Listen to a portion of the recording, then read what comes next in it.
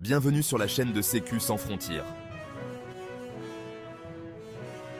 En Haïti maintenant, où des centaines de policiers kenyans sont arrivés cette semaine dans le cadre d'une mission de sécurité soutenue par l'ONU. Les Kenyans ont atterri à Port-au-Prince, alors que leur propre pays est confronté à la pire agitation depuis des décennies. Leur mission en Haïti est d'endiguer la violence des gangs qui a envahi le pays. Des troupes kenyanes sur le sol haïtien. Le Premier ministre haïtien leur réserve un accueil chaleureux. Le pays est ravagé par la violence des gangs et le gouvernement dit qu'il ne peut pas contrôler la situation sans une intervention étrangère soutenue par les Nations Unies. Je ne veux pas que quiconque doute de l'objectif de cette mission. L'État va reprendre le pouvoir et réaffirmer son autorité afin que tout le monde puisse vivre en paix dans ce pays. La mission de maintien de la paix se fait attendre depuis longtemps. Le gouvernement a demandé de l'aide il y a 2 ans. Depuis lors, la population haïtienne a sombré dans une pauvreté extrême. Les combats de gangs ont détruit des maisons. Des femmes et des filles ont été kidnappées et violées. Il n'est pas surprenant que de nombreux Haïtiens, dont beaucoup sont déplacés, placent leurs espoirs dans les soldats étrangers. Nous espérons qu'ils sont là pour arranger les choses parce que nous sommes vraiment en difficulté. Nos maisons sont brûlées, nos foyers incendiés et pillés, et c'est notre situation actuelle. Je vis ici depuis 10 mois. Je pense qu'ils vont apporter un changement. Les gens vont les soutenir. Je voudrais que les pays étrangers pensent à nous dans les camps de réfugiés de la même manière qu'ils pensent au rétablissement de l'ordre dans le pays, car nous sommes des victimes et nous voulons une solution demain pour que le pays s'améliore. Les gens ici vivent dans une pauvreté abjecte depuis des années.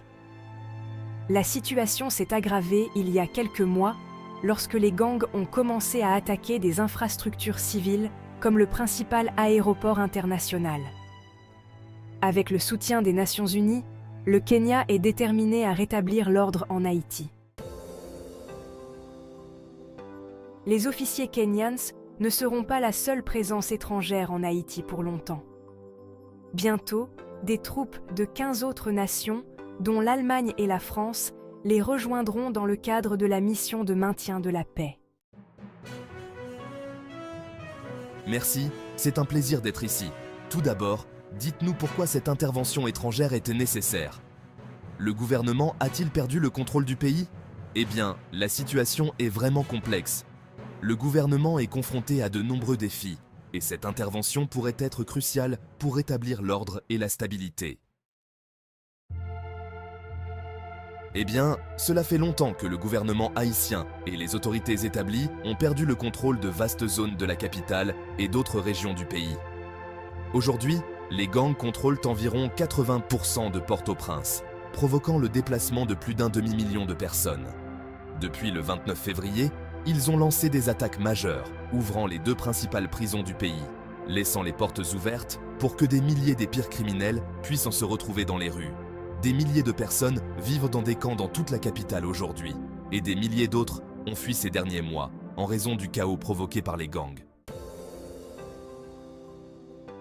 La force est approuvée par l'ONU, mais la manière dont elle va agir concrètement sur le terrain ici à Port-au-Prince reste incertaine. J'ai parlé hier au ministre de la Justice et il m'a dit qu'ils étaient là pour soutenir la police nationale haïtienne et l'armée. Cependant, nous savons également que le Kenya, sur son propre territoire, est en ébullition. Le président est confronté à des situations politiques extrêmement difficiles.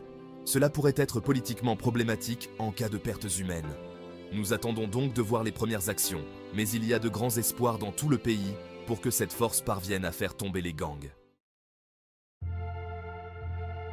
Il y a 2 types de réactions à la force kenyane. La première est le scepticisme dû à la précédente mission de l'ONU, qui a apporté un certain calme, mais aussi une épidémie de choléra et des violations des droits de l'homme.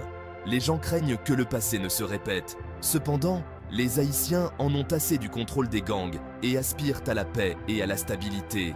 Ils espèrent que la force kenyane pourra contribuer à rétablir la normalité en permettant aux écoles de rouvrir, aux personnes déplacées de rentrer chez elles et aux institutions clés de fonctionner normalement. Il y a une attitude d'attente, mais le succès de la force sera jugé à l'aune de ses actions et de son efficacité sur le terrain.